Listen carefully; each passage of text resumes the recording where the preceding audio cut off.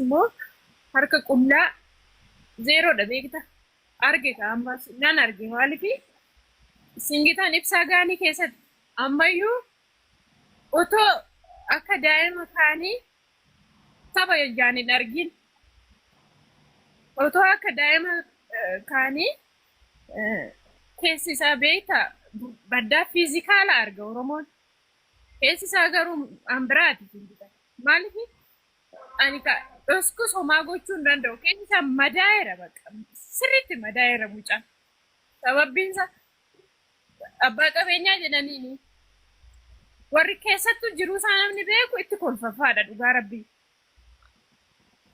warri kaan abbaa qabeenyaa jedhanii abbaa qabeenyaa singitan dhugaa rabbii yoo xiqqaate gaabillee yeroo meeqa uffate uummanni jaalataa nama kadhateef gaabii san nama kadhate abaluun gaabii natti uwwise birrii naa fidi kootu jedhaan amma miila darbe dhugaa rabbii amma dhiyoo kana amma waggaa guuteera dabalataan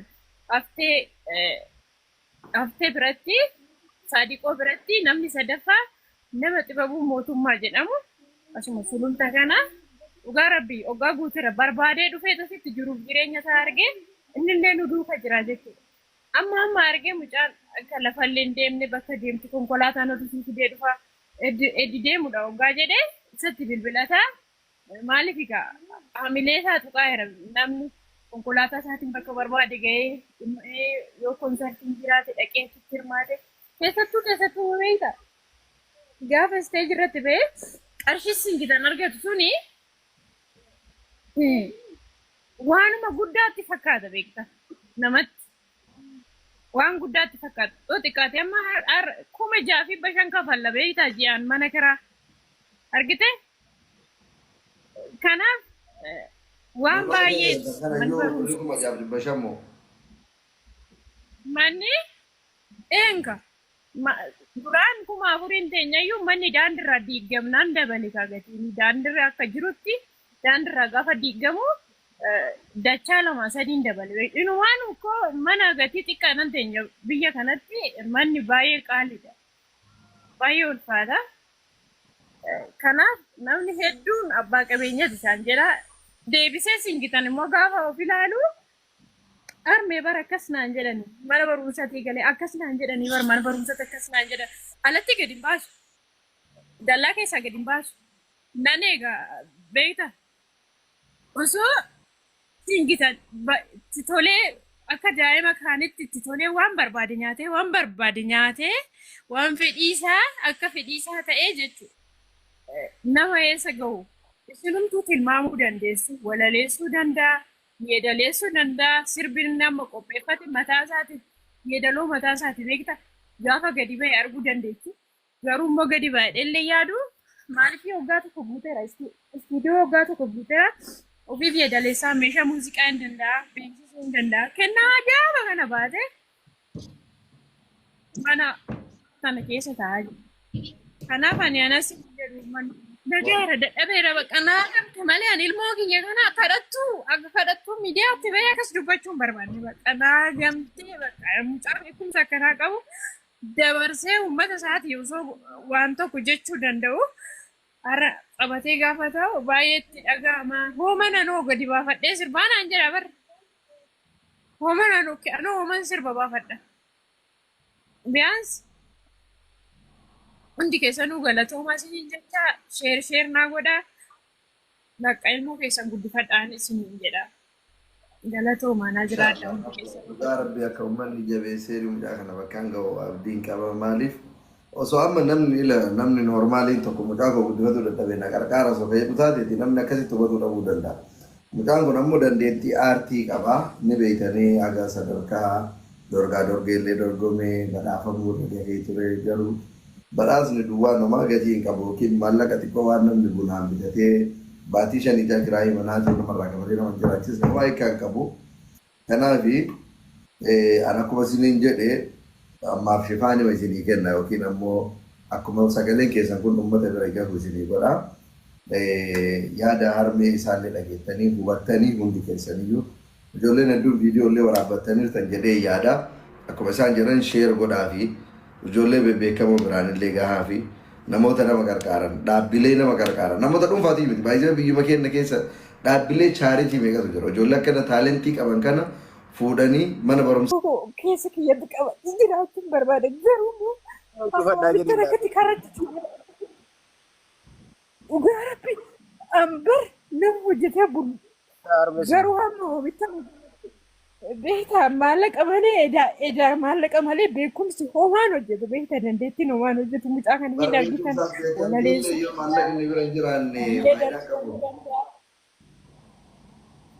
Kan dubbachuun namni waa kana odoon qabaadhee nama gargaaree natti tola beektaan garuu sa'aatii kanatti kadhattuu ta'uu hin barbaadu kadhachuus hin barbaadu garuu rakkoo takka qabu amma kana ol isin cinquun barbaannu wantina illee yeroo tokko burtukaan wannaa natti himu akkaawuntii isaanii natti himu 1,000 gaafadhu isin jedhanii. 10,000 10,000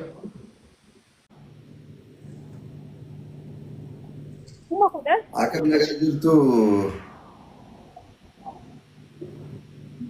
jirra akkamii as fayyuma hundi keessan nagaa baga nagaa jiraattan baga nagaa taatanii akkamii jireenyi maal fakkaata jireenyi biyyaa kun bareedadha maal inni reefu maal taatanii miira keessa galtanii bo'aa turtan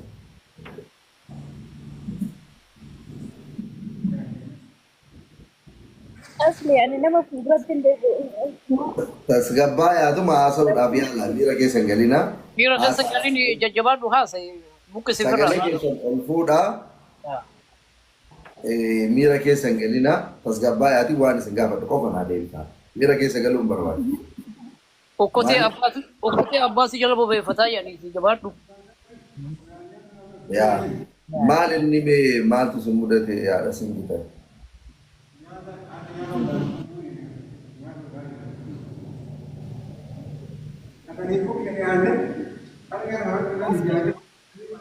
Video cufatanii haasa'anii viidiyoo ba'anii sodaatan. Rakkoon qabu mee haasa'anii rakkoon qabu maal inni mee yaaduma keessa dubbadha. ani hawaasa fuulduratti illee dubbachuun barbaade maaliif namni fayyaa qabu rakkina hojjeteetis rakkoo hin ba'a beektaa garuu immoo ani akkan hojjedheetu jirutu hin jijjiirree akkan kaan daa'ima hojii kana jalmaan hin jennee wanta na taasise yoo jiraate beekamtii maallaqa malee beektaa gaafa na kana siin jedhu mucaan kun daa'ima kophaasaa gadi ba'ee ol deebi'uudhaaf akka hawaasni Oromoo ilaalutti mucaan kun nama gaariidhaaf adeemutti fakkaata. Nama konkolaataa gaarii qabu, nama mana gaarii qabu itti fakkaata beektaa? Garuu sa'aatii kanatti eeyyeen dorgommii sa'aatii dorgome sanitti amma hawaasni Oromoo kun sinbita waan guddaa tokko waan guddaa itti fakkaata. Qarshiin yeroo dorgommii laatame suni qarshii kuma Mega ittiin qarshii mega ittiin sagalee ol dhagamu xiqqoo ol fuudhaa. qarshii 300. Qarshii Itoophiyaa 300. Isa jechuun immoo maali? Mucaa kana gaafa deddeebisu uffata isaa babbareechee ani ittiin deemnu mana kiraa maal nu gargaara Saadiqii dabalataanis immoo hafteenis yeroo tokko nu gaggaafataa nu gargaara dabalataan wanti jiru wanti biraa hoomtuu hin jiru jechuudha. Yogguu deemu kana manni kiraa hin beekta birrii meeqa akka ta'e sa'aatii kanatti ani mindeeffamtuudha. Mindaan koo garuu mindaan barsiisummaa hanga akka ta'e jiruun ammaa kun hammam akka ta'e hin beekama. Isin barsiiftuudha? Jechuun hin beektaa yaadudha. Barsiistuudha. Ammayyuu moo?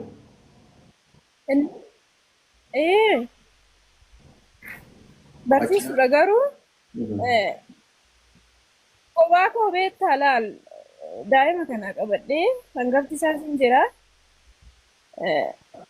Laal jiruu nu keessa jiru warri dhufee arge osoo himimmaan ganda nu keessa jiru kan immoo iddoo nu jirru kana gadi ba'ee odeessitti argisiisee namni eenyumtuuyyuu ganda kana keessa jiraachuu hin barbaadu jechuudha. Ani garuu ganda gaarii yookaan lafa dallaa qabu maal kana yoo nan filadhe qarshii olaanaa na gaafachuu danda'inna akka jedhu san keessa galeeti. Ani fayyaan qaba garuu immoo yoo mucaan beekamtii qaba gadi ba'ee galuu hin danda'u.